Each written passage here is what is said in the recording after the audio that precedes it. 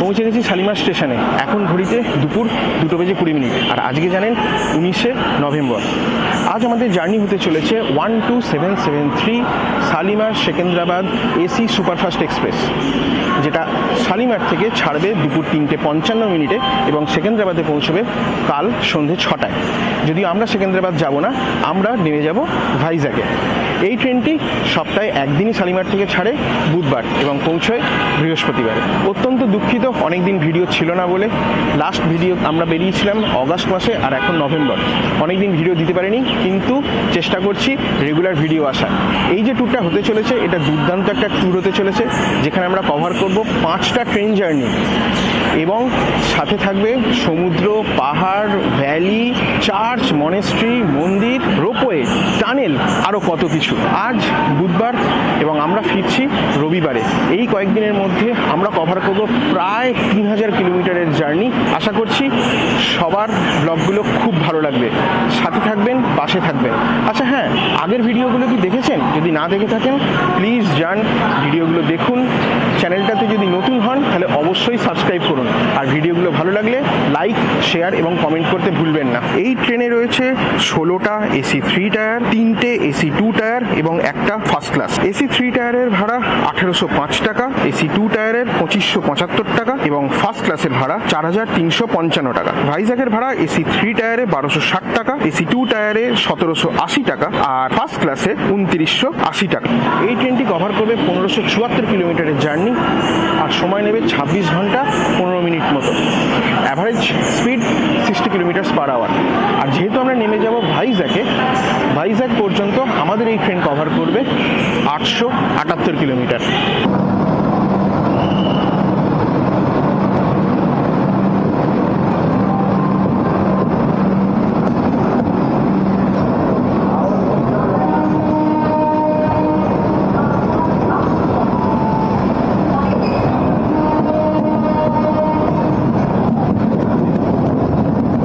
শালিমার ছেড়ে আমাদের প্রথম স্টপেজ সাঁতরাগাছি জাংশন।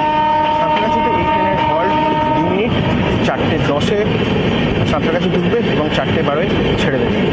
আর সাঁতরাগাছি ছাড়ার পর আমাদের পরবর্তী হল্ট খড়গপুর জাংশন। সাঁতরাগাছি আর খড়গপুরের মধ্যে আমাদের এই ট্রেন কভার করবে 30টা ইন্টারমিডিয়েট স্টেশন।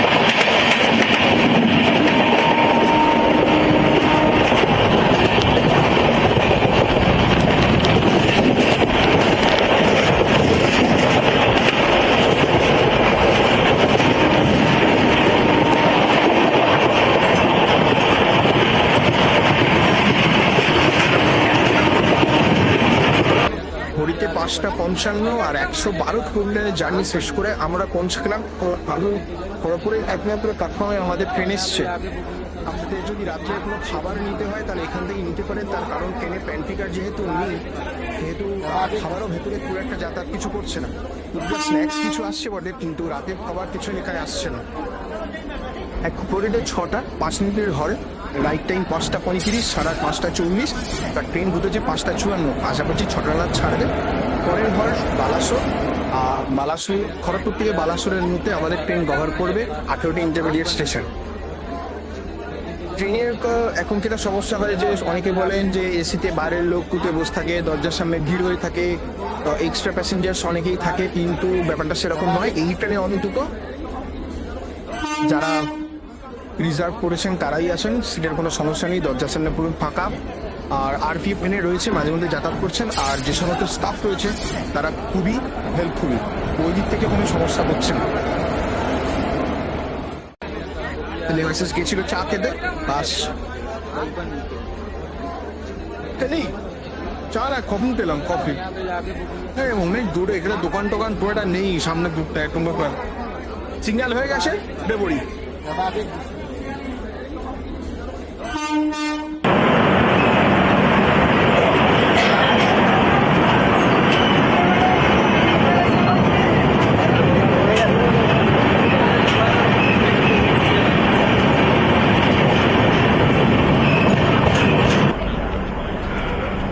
ঘড়িতে এখন 7:20, 228 কিলোমিটারের জার্নি শেষ করে আমরা পৌঁছে গেলাম বালাসোরে। আপনারা যদি দুবলাগড়ি বিচ বা বাগদা বিচ বা পঞ্চলিঙ্গেশ্বরের মন্দির দেখতে চান তাহলে আপনাদের নামতে হবে এই স্টেশনে। স্টেশনের বাইরে যে কোনো গাড়ি করে বা কোনো রিসর্ট বুক করে আপনারা এই জায়গাগুলো ঘুরে দেখতে পারেন। এখনও পর্যন্ত ট্রেন জার্নি খুব সুন্দর, দারুণ এনজয় করছি। ঠান্ডা এখানে আছে মোটামুটি, খুব আহামরি নয়, বেশিক্ষণ হল্ট নয়, মাত্র 2 মিনিটের স্টপেজ। উঠে যাব, দেবাশিস ওদিকে গেছে জল টল কেনার জন্য। তবে ট্রেনের ভেতরে কোনো খাবার দাবার একদমই পাওয়া যাচ্ছে না। খড়গপুর থেকে ডিম ভাত বা চিকেন ভাত এগুলো উঠেছিল, যেগুলো বিক্রি করছে, কিন্তু সেগুলোর কোয়ালিটি কতটা কি ভালো হবে কোনো আইডিয়া নেই। খাবার দাবার আপনারা এই ট্রেন যদি অ্যাভেল করেন অবশ্যই ক্যারি করবেন। ট্রেনের মধ্যে খাবারের খুব একটা কোনো অ্যাভেলেবিলিটি নেই। সিগন্যাল হয়ে গেছে, চলুন উঠে পড়া যাক।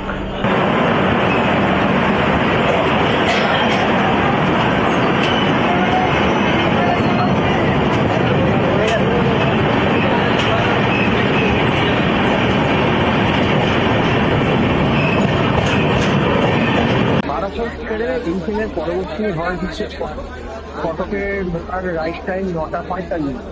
বালাসোর আর এই ট্রেন ট্রাভেল করবে 31টা ইন্টারমিডিয়েট স্টেশন।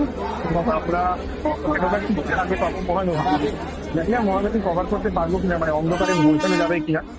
বসে পড়েছি ডিনারে, দেবাশিস বসে আছে হয়েছে। আর আজকে আমাদের ডিনারে হচ্ছে বিরিয়ানি নিয়েছিলাম বাড়ির কাছ থেকেই, তো সেই বিরিয়ানি এখন একটা স্পেশাল বিরিয়ানি নিয়ে আছে, এটাই দুজনে খেয়ে নেব। কারণ ট্রেনের মধ্যে কোনো রকম কোনো খাবার দাবার কিচ্ছু নেই, আমরা পুরো বোর হয়ে যাচ্ছি। দেবাশিসে খিদে পেয়ে গেছে, ও আর পাচ্ছে না। খিদে পেয়েছে, প্রচণ্ড খিদে পেয়েছে। এবার খেয়ে নিই, তারপর খাওয়া দাওয়া কমপ্লিট করে তারপর ফার্দার সৈকত আপনাদের সাথে জয়েন করুন। খাওয়া দাওয়া কমপ্লিট হলো, মহানদী আসছে, দেখা যাক যদি দেখাতে পারি। ঘড়ি এখন 9:45, 5-7 মিনিট মতো লেট চলছে, আদারওয়াইজ সব ঠিকঠাক।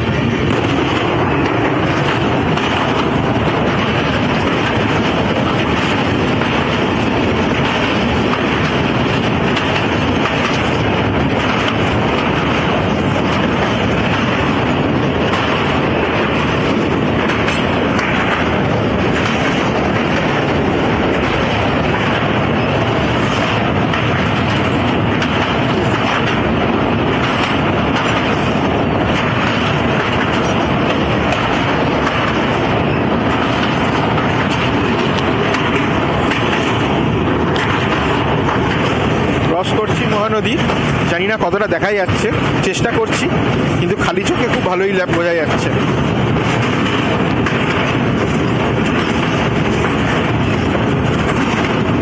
ন্যাশনাল হাইওয়েটা ওপাশে রয়েছে। যে লাইটগুলো দেখতে পাচ্ছেন ওগুলো ন্যাশনাল হাইওয়ের লাইট।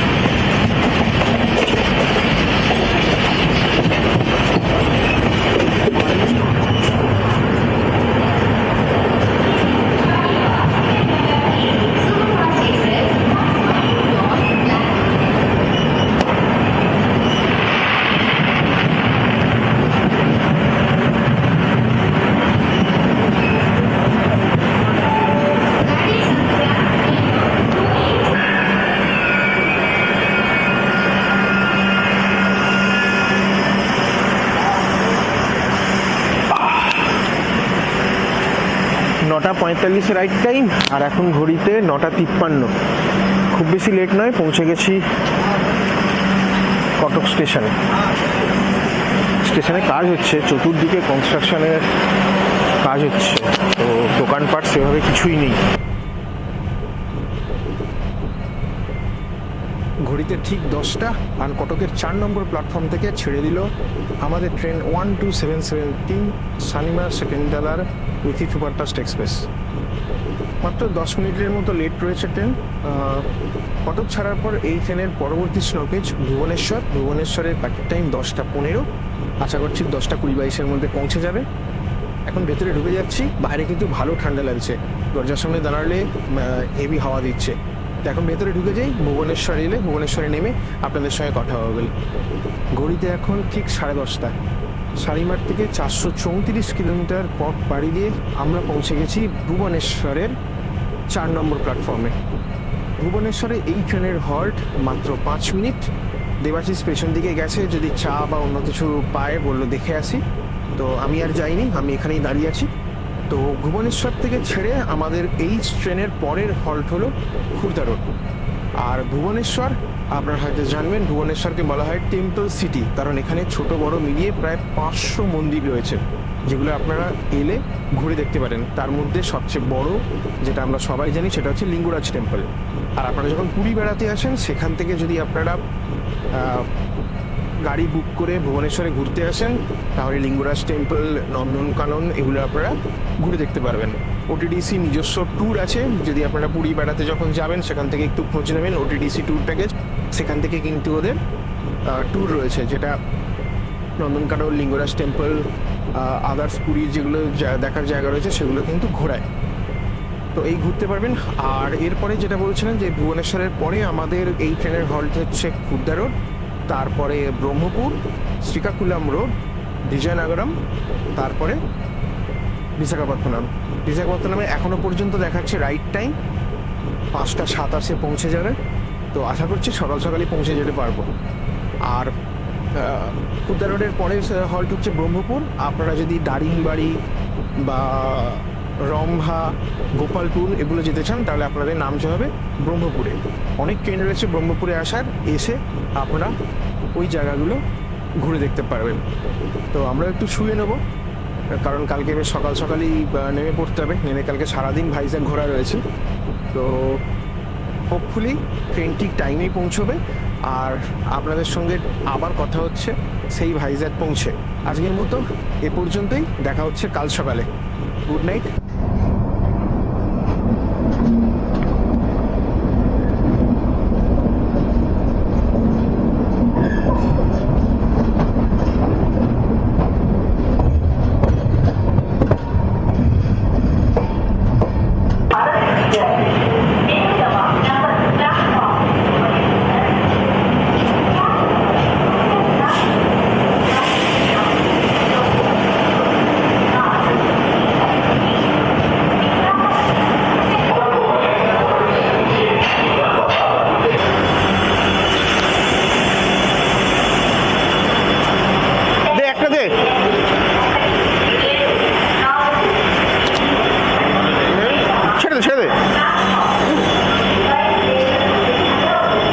ঠিক 5:30 পৌঁছে গেছি ভাইজ্যাক।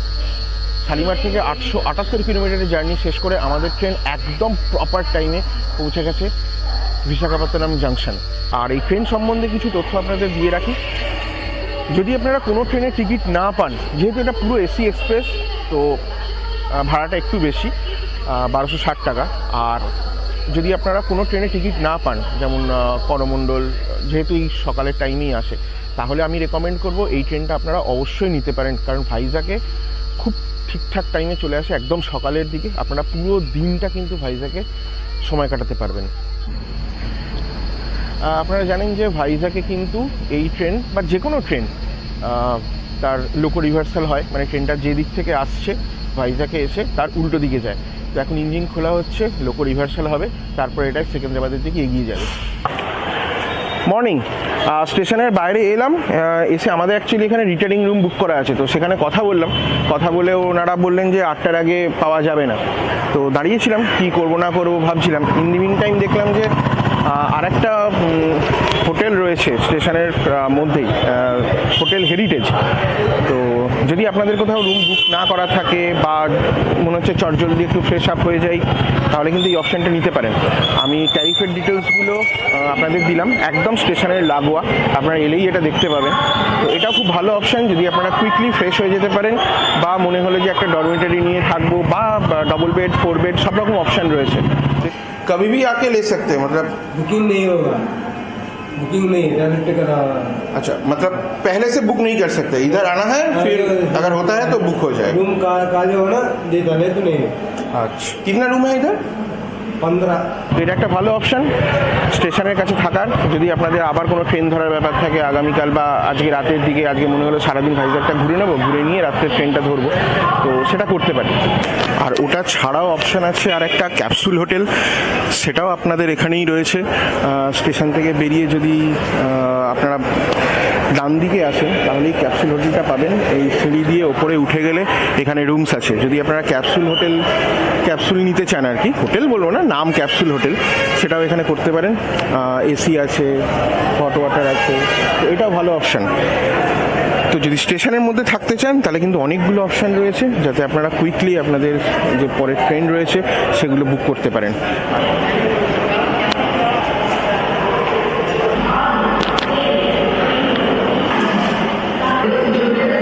ঘড়িতে 8টা বাজে আর পেয়ে গেছি আমাদের আজকের রিটায়ারিং রুম।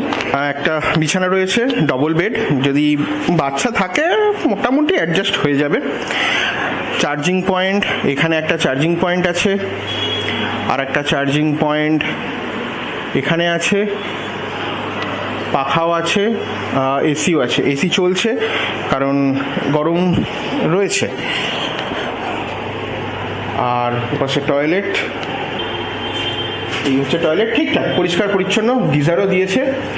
আর এই রুমটা আমরা নিয়েছি 24 ঘন্টার জন্য, মানে আজ সকাল 8টা থেকে কাল সকাল 8টা পর্যন্ত আমাদের বুকিং আছে। কাল সকাল 6টা নাগাদ আমরা এটা থেকে বেরিয়ে যাব। বেরিয়ে কোথায় যাব সেটা কালকের জন্যই তোলা থাক। আর এই রুমটার ভাড়া পড়েছে আমাদের 986 টাকা প্লাস ট্যাক্স। আপনারা যদি স্টেশনের কাছে থাকতে চান বা স্টেশনের একদম কাছে, কারণ পরের দিন যদি কোনো ট্রেন ধরার থাকে বা ওই দিনই যদি ট্রেন ধরার থাকে রাত্রিবেলা, তাহলে রিটায়ারিং রুম আপনারা আগে থেকে বুক করতে পারেন। আর যদি মনে করেন যে না আমরা আগে থেকে বুক করব না, এখানে এসে অপশান দেখব, তাহলে রিটায়ারিং রুম যদি খালি থাকে তখন পাবেন। আদারওয়াইজ স্টেশনের পাশে ক্যাপসুল হোটেল রয়েছে, সেটা নিতে পারেন। 200 টাকা করে বোধহয় পার ক্যাপসুল এরকম।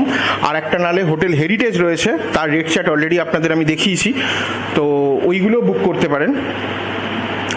ওইখানে থাকলে আপনারা স্টেশনেও অ্যাক্সেস করতে পারবেন। এবং তবে হ্যাঁ, ওই হোটেল হেরিটেজ যেটা বললাম ওটা কিন্তু আগে থেকে কোনো বুকিং হয় না, ওটা এখানে এসে যদি খালি থাকে তাহলে ওটার বুকিং পেতে পারবেন।